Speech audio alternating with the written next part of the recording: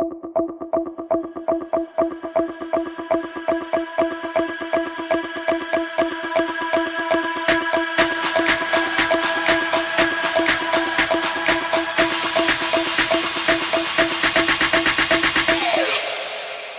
everyone, and welcome back to the latest episode of the Writers Podcast.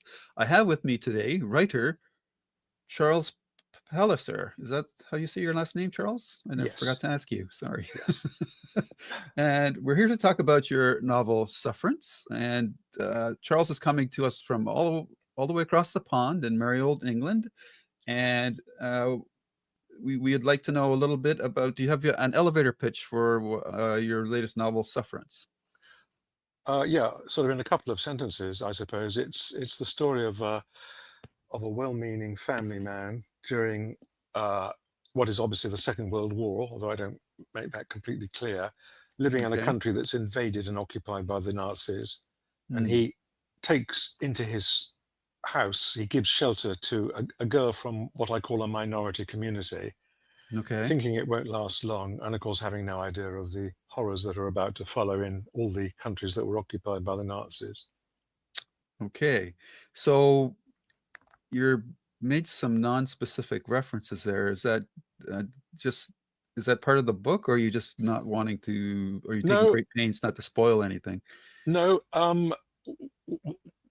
When I was a little way into the book, I realized that instead of saying, this is happening in Lithuania in 1943, or Mm-hmm. this is happening in Poland in 1942, Mm-hmm. for various reasons, it would be easier just to make it fairly clear that it was that sort of period and that sort of area, Okay. Eastern Europe during the Second World War, but not to be specific really for two reasons. One was that if I started being specific, I would get people saying, well, in Lithuania, this didn't happen in August 1943. It Okay. happened in September. Okay. And I wanted the freedom to say these things were happening, not necessarily in this particular order, but this is what was happening. And the second Okay. reason was that I thought that by not making it so specific, I would give it a kind of universal applicability. It's I almost, see. in a way, it's a kind of fable. It's a Mm, fable about good intentions that go horribly wrong because of a terrible political situation.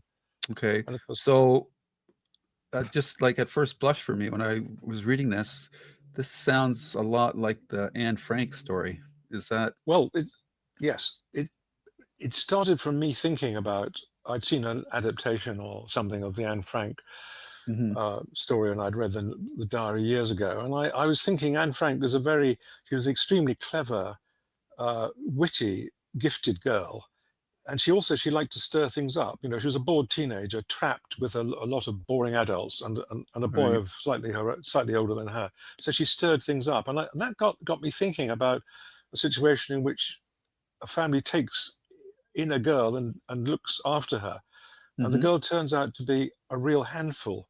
So she's Mm. not like Anne Frank. Anne Frank wasn't like the girl in my novel. The girl Okay. in my novel turns out to have a lot of issues, a lot of problems, because the reader gradually realizes she has come from a very dysfunctional family. Okay. She's been badly treated in lots of ways. So the idea was, this is an explosive situation where you've got the kind of claustrophobia of the family living Mhm. together in a small apartment, and things are going horribly wrong amongst the family members because of the arrival of this new girl. And Okay. outside, of course, you've got the Nazi machinery of bureaucracy, the sort of bureaucracy of terror and death gradually closing in on them. Okay. All right. So we'll come back to the book in a little bit, but I would like to find out a little bit more about yourself. Just reading your resume, I have to say, of all the guests I've had, yours is a most impressive one. So why don't you tell us a little bit about yourself in terms of your background? Right. Okay. Well, I've spent most of my life in England and Hmm. Scotland, but although I don't sound like it, I'm actually a citizen of what I call the two great republics, the United States and the Republic of Ireland. Because my Mm. father was an American, I was born in America. My mother was Irish, Oh, and okay. you inherit citizenship very easily from an Irish parent or grandparent.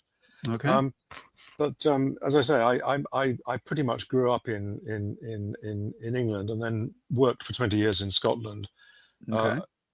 uh, and I think I grew up in a family, well, a mother and a grandmother basically was the family, which was very interested in books. And Mm. I was kind of encouraged to read really the books they loved. So I Okay. often say to people I had a late Victorian childhood because I read Mm. my grandmother's childhood books because she still had them in the house. Mm-hmm. Um, and by the time I was 13, I'd read the whole of Dickens. And really that was me hooked on books, hooked on literature, novels, but also Mm. particularly booked on the Victorian period. Right. Because I mean, I was completely, absolutely enraptured by Dickens. Mm-hmm. And that is really why I decided to become a teacher of literature, which is what I Okay. eventually did. I thought of it as the perfect way to both, read, study, think about, and talk about literature, Mm-hmm. especially Victorian, and also write it. And what I did was I started writing a sort of homage to the Victorian novel, Okay. and that became my first novel, The Quincunx, and it took 12 years. Mm. I was writing while I was working for a university in Glasgow. And the great thing about it was that I never knew whether I was working for my students or for my research papers or working to write my novel. The Right. two things were just completely seamless. They fitted together perfectly. What I hadn't anticipated was that it would take me 12 years to write the novel. Okay. Uh, Now, for those that don't know, could you explain what a quincunx is? I never do because people Oh, always ask me what is a quincunx, and I always say, if you read the book, you find out in chapter 100. It's okay. explained if you haven't before. But there is Okay. a clue in the Quin bit, which suggests that it's connected with five, and that's basically what it's about. Okay. It's the number five, and uh, the book is built around the number five. Hmm. It's about five families interlinked, and Okay. it takes place over five generations. I mean, it takes place in the time present of the novel, but we go back five generations to understand what's been going on. Hmm. And it's in five volumes, each of which is in five chapters, five books rather. Each book is in five chapters. Okay. So there are 125 chapters in the book. And in Hmm. chapter 100, you discover what a quincunx is. So it's Okay. a kind of elaborate puzzle, really, Right. And because so the other, is this like the Maltese Falcon of the story? uh, in a way, Or a talisman?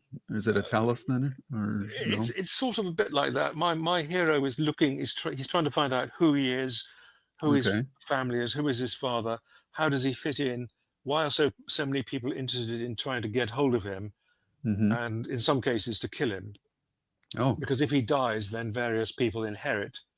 If he right. stays alive, then other people stay in possession.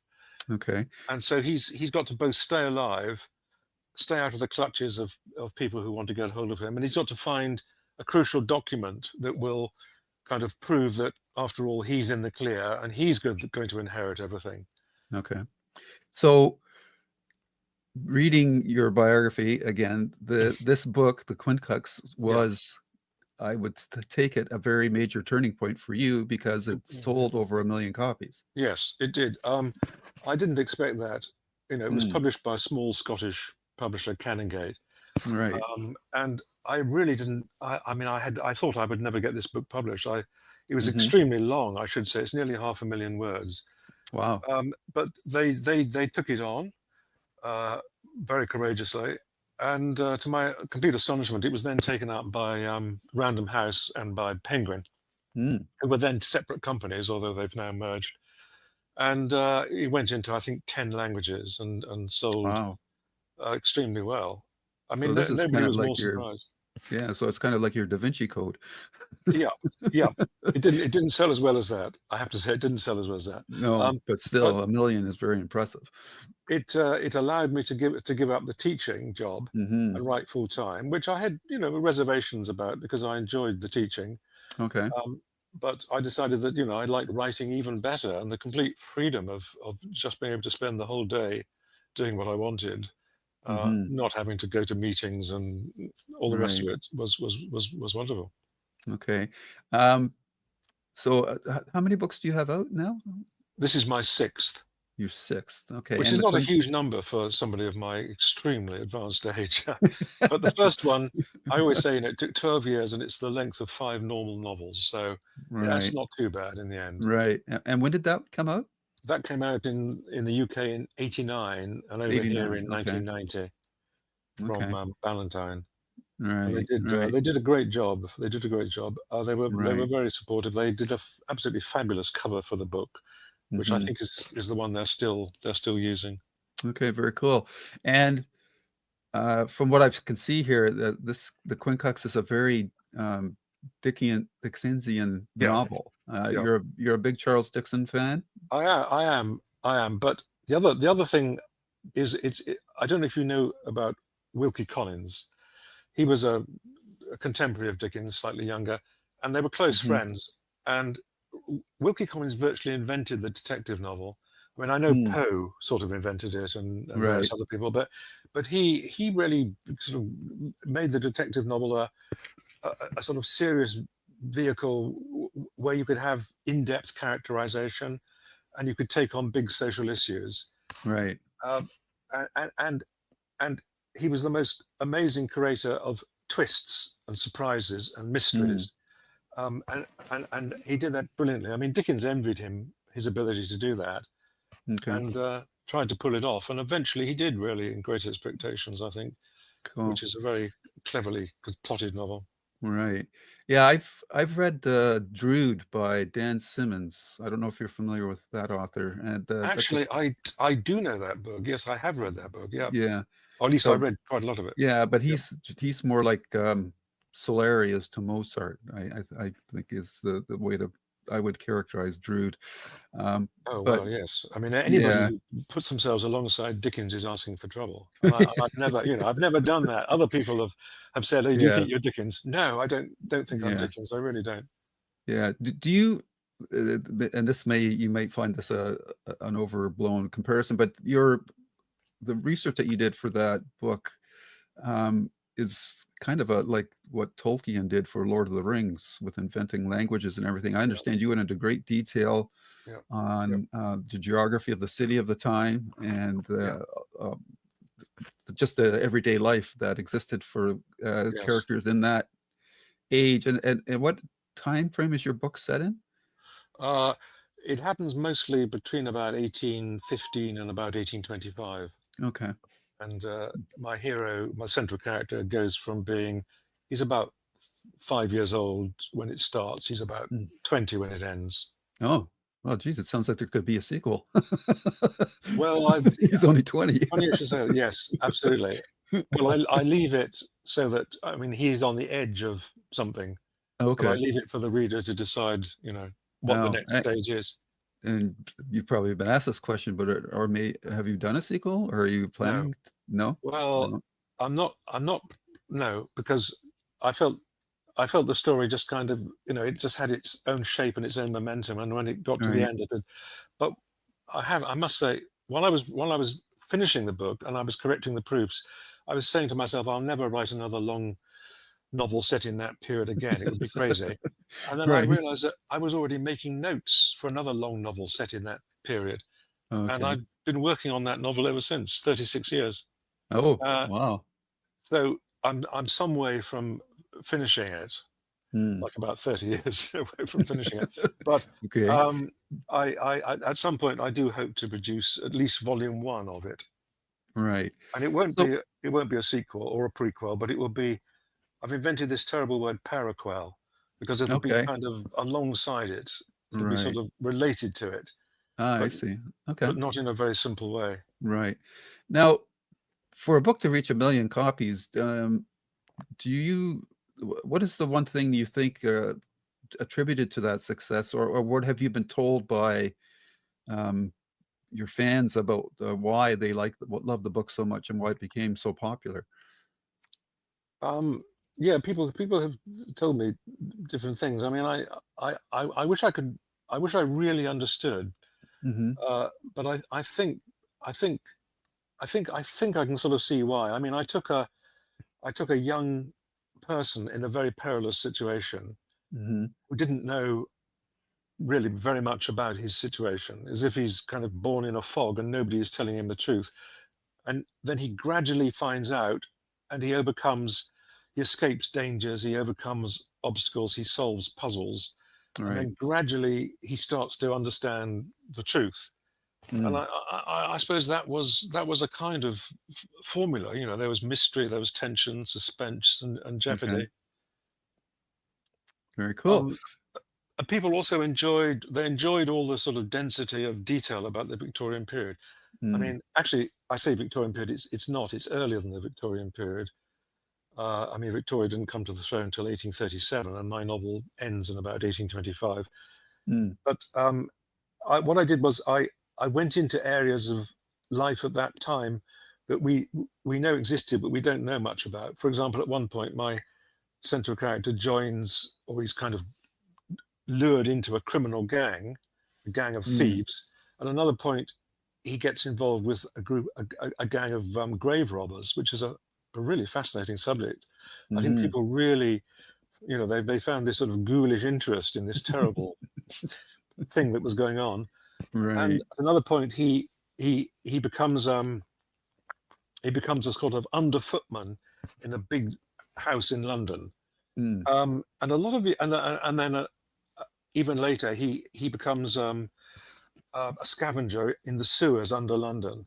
Now, these Wow. are all things that we know very little about. You know, when I Hmm. tried to find out what life was like if you were a servant in a big house in the 1820s, I found there was almost nothing about it because the servants didn't write their memoirs. Right. You know, everything we know about the period up until the latest 19th century is written almost exclusively by educated middle class privileged people, not by Right. working people. There are a few exceptions to that. Sure. So I had to just think, what would it have been like to have been a scavenger in the sewers under London? What was it like to be a grave robber? And I think Right. that interested people, you know, Mm. because they knew these things were there, but I felt I was trying to open them up and say, well, this is what it was must have been like. You know, what do I Right. know? I can only imagine, Hmm. and nobody could tell me I was wrong. That's the great thing. Right. So, for you mentioned it was hard to find out um, Hmm. the day-to-day life and things of that. Like, but where Yeah. did you get your research material from? Like, were you going to the libraries or Yeah, the I spent a internet lot or? of time. Yeah, because this was all pre-internet, of course. Okay, Um, that's right. Yeah, Now it's maybe. quite Yeah. easy. You can download quite Yeah. obscure books from the internet. Right. But at that time, I had to go to libraries and things.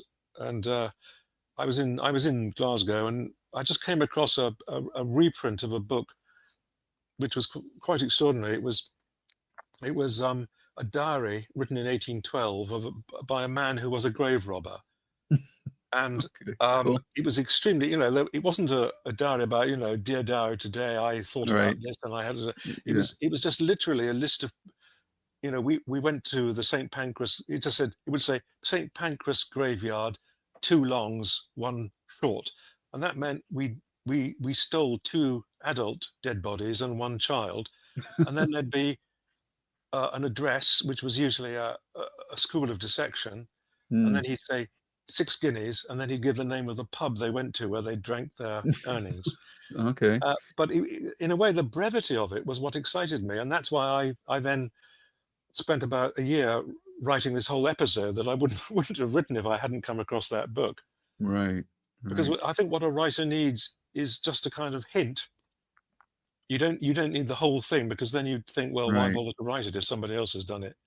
But Hmm. those enigmatic diary entries got the sort of the gastric juices going. I I thought you were gonna say creative juices. Yes, Gastric, yes. express Um, gastric juices, so unfortunately. normally I ask writers if they, if they're very meticulous or if they write by the seat of their pants. I'm guessing based on what you've told me that you're pretty meticulous about Yeah, your work. You take a lot of abs- notes. I do. I take masses of notes. and I Hmm. try to get everything right. You know, if I'm writing, if I put dates in, they've Hmm. literally got to be the right dates. And sometimes I've gone through agonies when Mm. I've realised that I've set up my dates in such a way that I've got somebody, I don't know, going to the theatre on a Sunday at a time when you couldn't have gone to the theatre on a Sunday.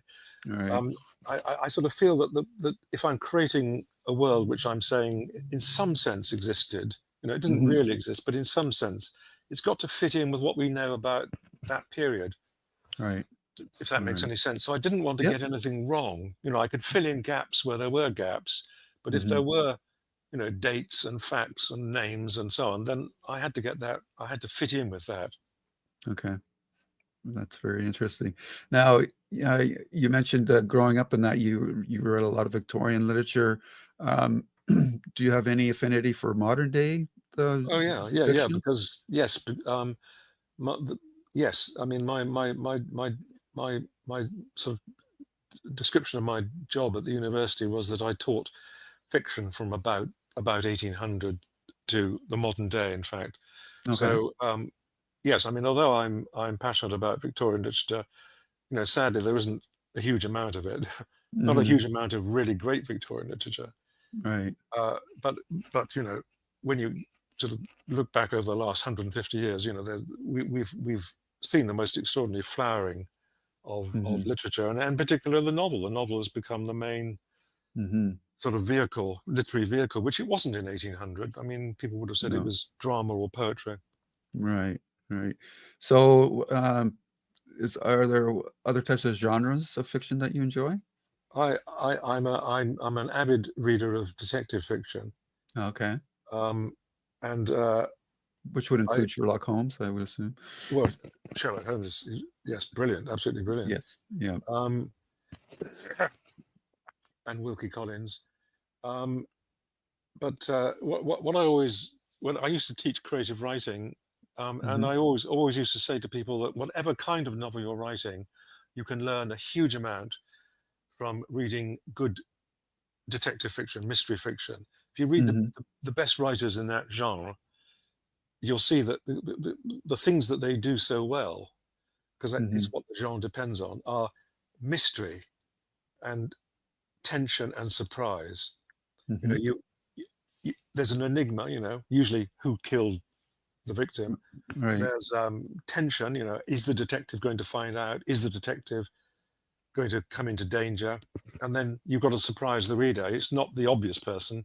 It's got to be, you know, it's got to be somebody that is plausible, but that the reader hadn't quite, you know, hadn't quite figured it all out and put it all together. Right. So if you, you know, any novel ought to be able to do those things, and an awful lot of awful lot of modern fiction doesn't even try to do those things. I think Mm. it, you know, a lot of literary fiction.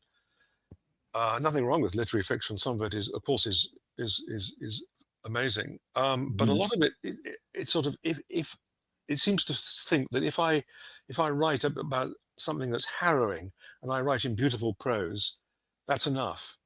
No, Right. it's not enough, because this is a novel. It's got to grip the reader, and it's got to carry the reader by the scruff of the neck. You know, you got to have readers at 2 o'clock in the morning saying, well, "I really ought to get to bed. I've got a busy day, but I've got to go Right. on reading." That's what you've got to try to do. Right. And an Right. awful lot of novels don't even bother to try to do that. Okay. It's very interesting. Now, and I want to talk about a certain aspect of writing, but let's bring in your latest book, Sufferance, um, which is set during World War II. Your Who is the protagonist of this story? Well, it's narrated by this sort of middle-aged bookkeeper. He's a kind of failed accountant, if that isn't too tragic a description, because he didn't quite pass the necessary exams because his wife had a mental breakdown. Okay. So he's a very ordinary man. Put in, you know, the idea was you take an ordinary person and you put him into an extraordinary situation, or he puts Right. himself into an extraordinary situation, and he tells his own story. But I suppose, in a way, the center of interest perhaps is more on the girl that he's taken into the family, Okay. because she's the sort of the whole, she's the MacGuffin. She's the whole Okay. sort of point of it. Okay. Uh, but it's about the dynamics of the family as well, because that, that's one of my big interests. Obviously, how families work, how you take a group of people who, if they weren't family, might hate each other, you know, Hmm. because they are family. Maybe they still hate each other, but they've found a way of living together in spite of Right. that. And then you put another character in. You put in a teenage girl who is difficult, disruptive, paranoid, boastful, insecure, and the whole thing kind of explodes. That was really the sort of interest of the book for me. Okay. An incredibly So, difficult situation with a right. with a menacing situation outside the family. Right. So that's great because I've heard that before, that one of the best things to write about is putting ordinary people into extraordinary circumstances and Mm. how they deal with it. So for me, and I think for a lot of readers, the best stories are the ones that have great characters.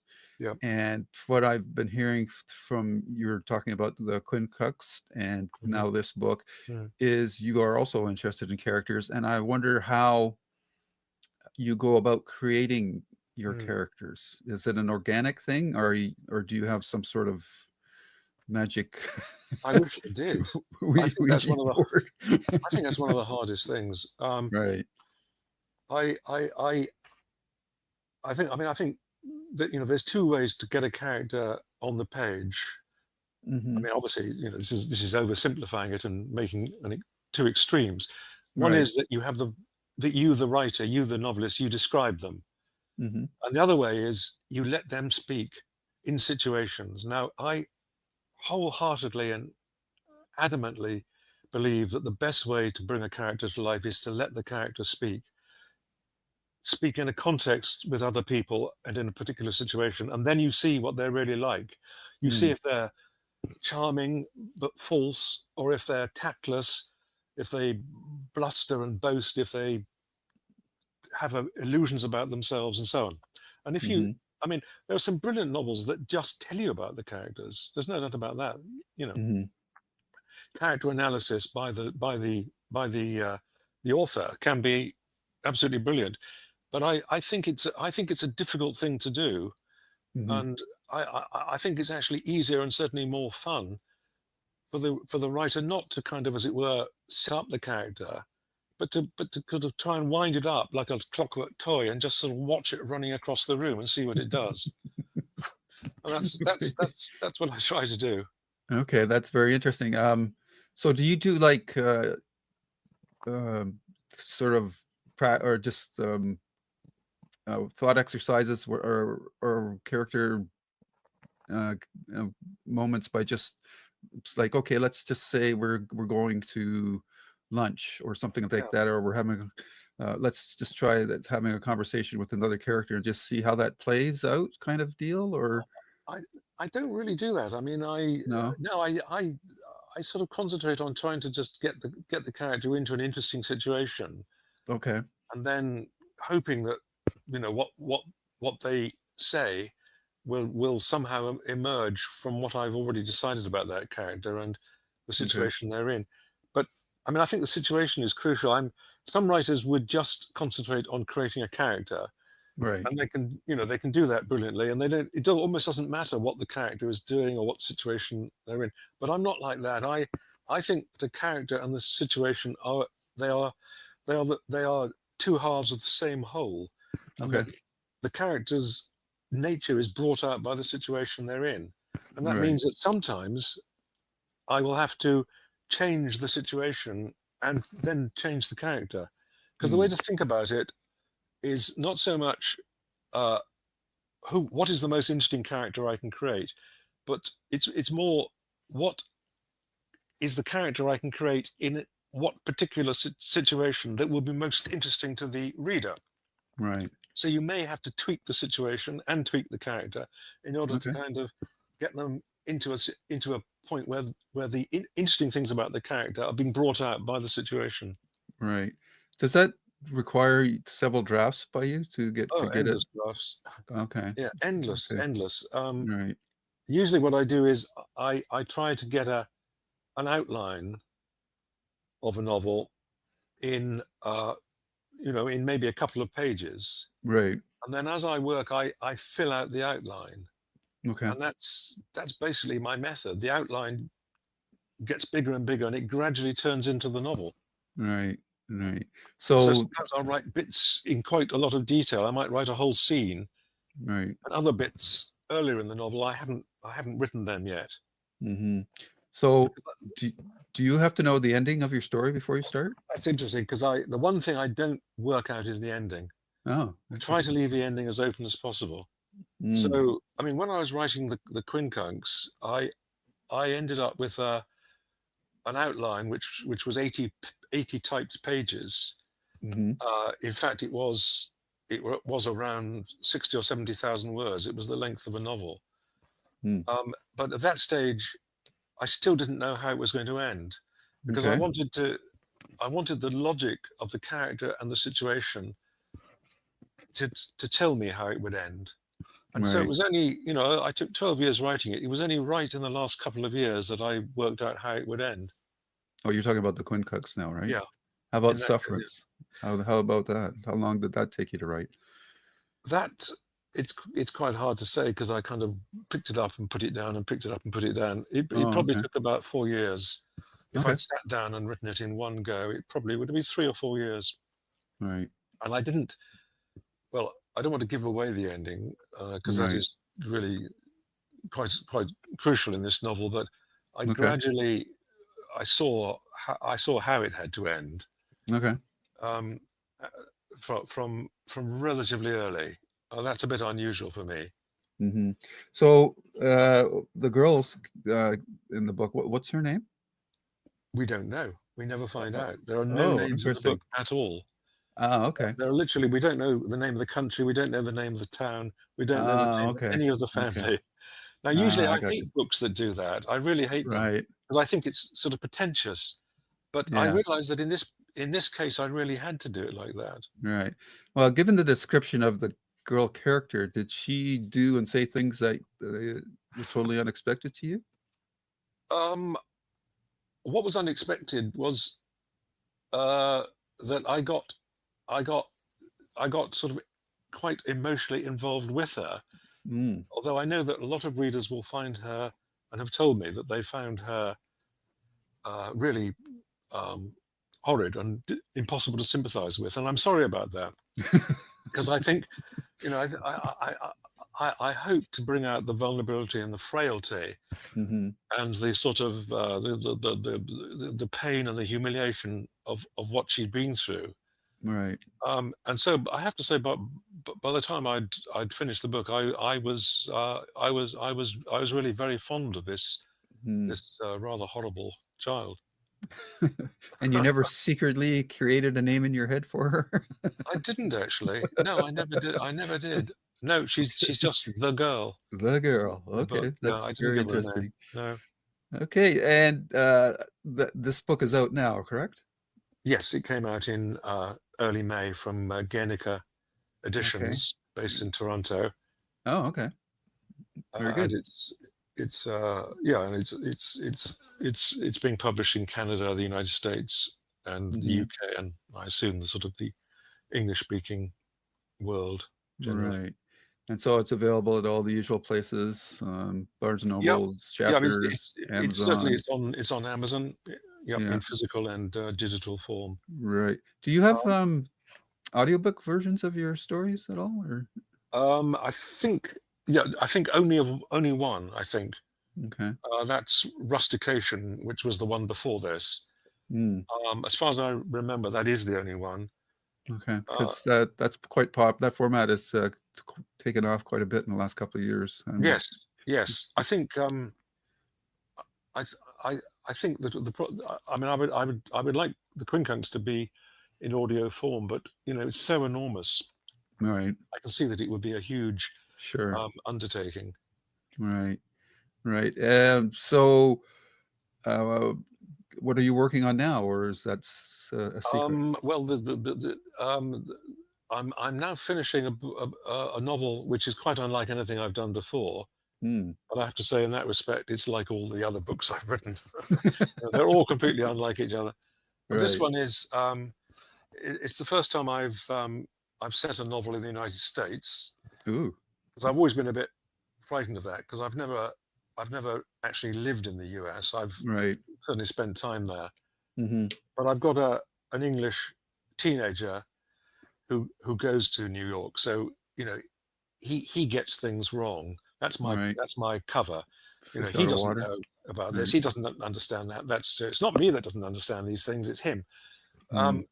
And basically, what happens is that his mother dies unexpectedly, and he finds that his legal guardian, to his astonishment, is somebody he's never heard of, Mm. who is a New York property developer with a very shady background and Mm. political ambitions. Mm. So he finds Interesting. himself suddenly transposed from a small town in the UK to a New York tower block, where he's Wow. living in the sort of top of the building with this extraordinary family, Mm. dominated by this loud, boastful property developer. And we're not supposed to draw any real world parallels, I take it. Certainly not. Absolutely no living persons are referred to in this novel. No, absolutely not. Okay, very good. Um, is there anything else that you would like to mention that hasn't come up during the course of our chat? Well, only that I suppose I haven't had time to talk about the other novels, but Okay. there they are, uh, uh, and very very different from each other. Hmm. Um, people have put me in when they're kind enough to put me in a category. They put me in the category of sort of Victorian novelist reborn Okay. because of the first one.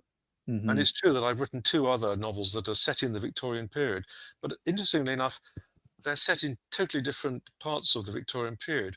Okay. The Quincunx is the 1820s, the Unburied is the late 1880s, and Rustication, the last one before this, is the 1860s. Now, if you think about how different those decades were in the 20th century, you think this novel is set in 1920, this novel is set in 1968, and this novel is set in 1988. You can imagine how incredibly different, in fact, those periods are.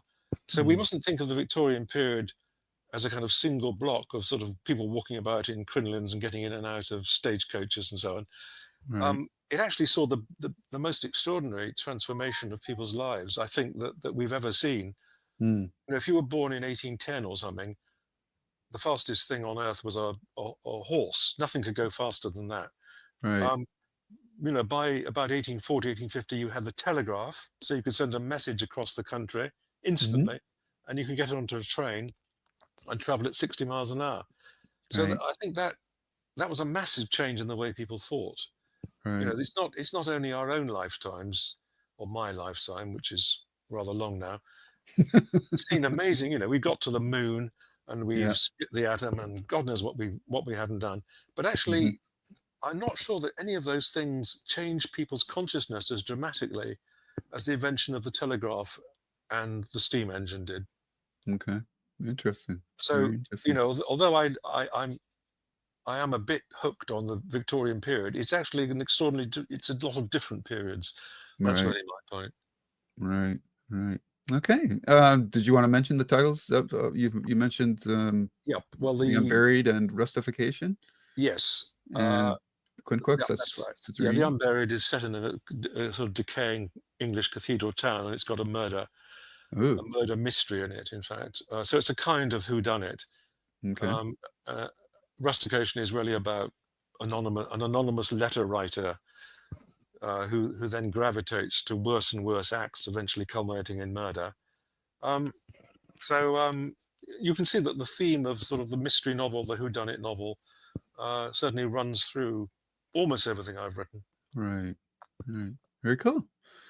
All righty. Is there anything else? Uh, can't think of anything. I think I've probably exhausted my own sort of points of interest Okay. already. All I right. haven't said anything Well, about it's been a blast talking to you, Charles. I've it. really I've enjoyed enjoyed it. listening to you. You've got a very great grasp on what makes novels work. I appreciate the attention to detail, but I think you do realize that characters are really the engine of stories, and what makes readers remember the stories are the characters. So that's fantastic. And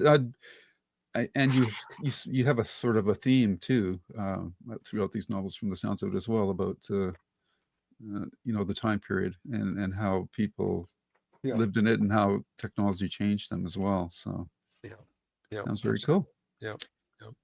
All right. Well, I thank you very much for your time, Charles. You enjoy the rest of your day and have a great weekend.